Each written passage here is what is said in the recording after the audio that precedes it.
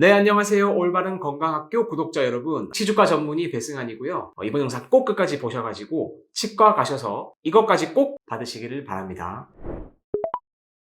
다들 스케일링 한 번쯤 받아보셨을 거예요. 환자분들 중에서도요, 스케일링만 받으러 오시는 분들 정말 많습니다. 하지만요, 이 스케일링은 잇몸 상방의 치석만을 제거하는 치료고요. 이게 스케일링만 하게 되면요, 잇몸 하방에 있는 염증들은 제거하기가 힘듭니다. 근데 보통 20대들은 이 사이에 음식물이 잘 끼지 않기 때문에 무난하게 넘어가는 경우가 많지만요. 30대 중반이 넘어선 분들, 특히 40대 이상의 분들은요. 정말 양치를 잘하지 않는 이상은 치아와 잇몸 사이에, 그리고 치아와 치아 사이에 음식물이 잘 끼기 때문에 잇몸이 상대적으로 더 많이 붓고 또 불편감을 느낄 가능성이 매우 높죠. 특히 중년 이상의 나이를 가지신 분들은 잇몸 상방의 치석을 제거하는 스케일링만으로는 관리가 부족할 수 있습니다. 따라서 이 영상 보시는 분들 중에서 나이가 40대 이상이다. 그런 분들은 반드시 치과 가셔서 잇몸 검사를 꼭 받아보시길 추천드리고요. 잇몸 치료를 제대로 받지 않으면 나중에 잇몸뼈가 천천히 녹아내리는데요. 이 증상이 늦게 나타나기 때문에 나중에 늦게 이를 발견했을 때는 이를 다 빼야 될 수가 있습니다. 잇몸 아래 깊게 쌓여서 제거되지 않은 치석과 치태는요. 초기에는 치은염이 됐다가요. 이거를 방치하게 되면 치주염이 되고 심하게 되면 결국 발치로 갈 수 있습니다. 이게 바로 잇몸 질환의 원인이 되는데요. 이 스케일링만으로는 이런 치은염과 치주염을 해결하기는 힘들기 때문에 잇몸 치료까지는 꼭 받으시는 게 좋습니다.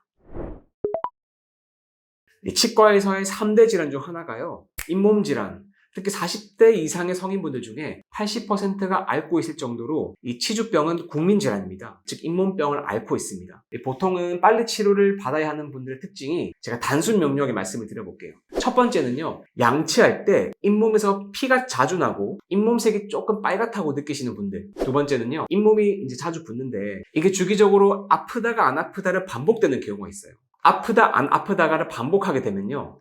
병원을 안 가게 됩니다. 그래서 이런 분들도 꼭 잇몸 치료를 받으셔야 되고, 세 번째로는 잇몸이 아리고 불편한 경우에 이 영상을 보시는 분들 꼭 치과 가셔서 검진을 받아보시길 추천드립니다.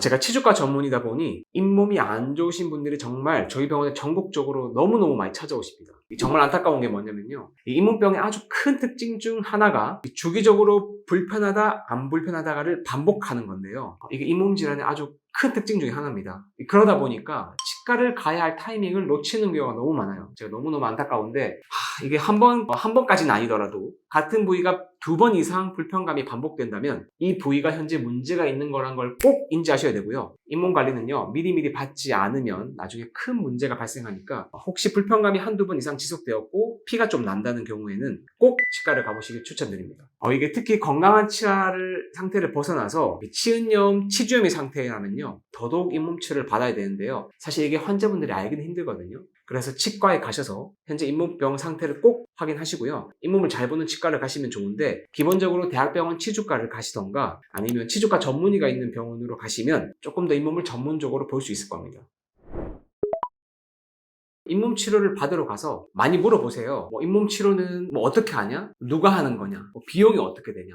통증은 있냐? 너무너무 많이 물어보시는데 제가 꼭 알아야 될 거 3가지 먼저 말씀드려볼게요. 첫 번째는 잇몸 치료는 절대로 치위생사가 할 수 없다는 점입니다. 저는 제가 직접 다 하거든요. 이게 치과 의사가 직접 해야 하는 게 바로 잇몸 치료인데요. 치과 위생사가 스케일링을 할 수 있는데요. 잇몸 하방에 있는 치석 제거는 치과 위생사가 할 수 없게 되어 있습니다. 따라서 치과를 갔는데 치과 위생사가 잇몸 치료를 한다면 한번 좀 생각을 해보셔야 됩니다. 두 번째는요. 잇몸 치료가 비싼 진료는 절대 아닙니다. 치과 가면 비용 때문에 걱정이 많으신데 사실 대한민국 국민이라면 거의 대부분 다 건강보험에 가입되어 있습니다. 잇몸 치료 비용은요. 한 번 치료받을 때 적게는 10,000원 정도에서 많이 나와도 30,000원은 넘지 않습니다. 다만 나눠서 진행을 하거든요. 그래서 한 번에 좀 많이 할 경우에는 한 2, 3만원 나오고요. 부위를 많이 나눌수록 비용은 적게 나오겠죠. 그래서 제가 알기로는 총으로 다 받아도요 5만원에서 10만원 사이로 나오는 걸로 알고 있어요. 그래서 이거를 나눠서 낸다라고 생각을 하시면 되고요. 도움이 되니까 걱정 말고 받으셔도 괜찮습니다. 제가 정말 많이 받는 질문 중 하나가 이 스케일링을 한 번에 되는데 잇몸 치료는 왜 한 번에 안 되냐 많이 물어보세요. 왜 그러냐면 잇몸 치료 자체가 잇몸 하방에 있는 치석을 빼고내기 때문에 마취가 필수적으로 따라갈 수밖에 없는 경우가 많습니다.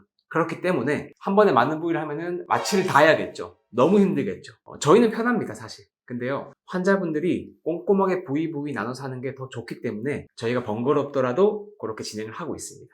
이 세 번째는요, 잇몸 치료는 한 번만 받고 끝나는 진료가 아니라는 점입니다. 이게 제가 정말 많이 말씀드리는 부분 중에 하나인데, 한 번씩 환자분께서 저한테 말씀하세요. 잇몸 치료를 받았다. 근데 왜 또 불편하죠? 나 잇몸 치료 받았는데 잇몸이 좋아지는 거 아니냐? 이제 안 받아도 되죠? 라고 많이 말씀하시는데요. 잇몸 치료는 40대 이상이라면 사실 평생 주기적으로 받아야 되는 치료라고 생각하시면 됩니다. 저희 병원에 오시는 분들은 제가 3개월, 4개월 주기로 계속 잇몸 치료를 해드려요. 그렇게 해드리다가 양치가 안 되거나 자주 붓는 분들은 제가 또 날 잡아서 또 잇몸 치료를 나눠서 또 진행하고 합니다. 비용이 건강보험 적용이 되니까 부담 없이 많이 받으실수록 좋습니다. 다다익선입니다. 치과에도요, 여러 가지 과가 있어요. 근데 이제 제가 오늘 말씀드리는 이 잇몸은요, 이제 전문적으로 보는 곳이 바로 치주과입니다. 이 치주과에서는 보통 스케일링을 먼저 하고요. 그리고 이제 잇몸이 붓거나 피가 나거나 치아가 흔들리는 분들에게 이제 잇몸 치료를 권해드리긴 합니다. 환자의 진단할 때 첫 번째는요, 잇몸 치료가 필요한지 안 필요한지를 제가 판단을 해야 될 거 아니에요, 그죠? 그래서 첫 번째로는 엑스레이를 보는데요. 다들 한번 찍어 보셨을 거예요. 이렇게 파노라마 엑스레이 사진 한번 찍어 보셨을 건데, 이 사진을 통해서 잇몸뼈의 높이가 얼마나 되는지, 뼈가 얼마나 녹았는지, 또 뭐 이제 그 안에 보면 치석도 보여요. 그래서 이런 것들을 통해서 제가 이 환자는 잇몸 치료가 필요하구나, 현재 치아 상태가 어떻구나를 판단을 하게 되고요. 두 번째로는 치주당 탐침기라는 게 있어요. 다들 잘 모르실 거예요. 본 적은 없을 텐데 이 치과의사들은 다 쓰는 기구가 있거든요. 이 기구를 통해서 잇몸 하방에 제가 넣어봅니다. 그러면 잇몸과 치아 뿌리 사이의 틈새로 이 기구를 넣으면 이 기구가 얼마나 깊이 들어간지를 알 수 있거든요. 그때 건강한 잇몸은 약 2에서 3mm 정도 들어가고요. 잇몸 질환이 많이 진행된 경우는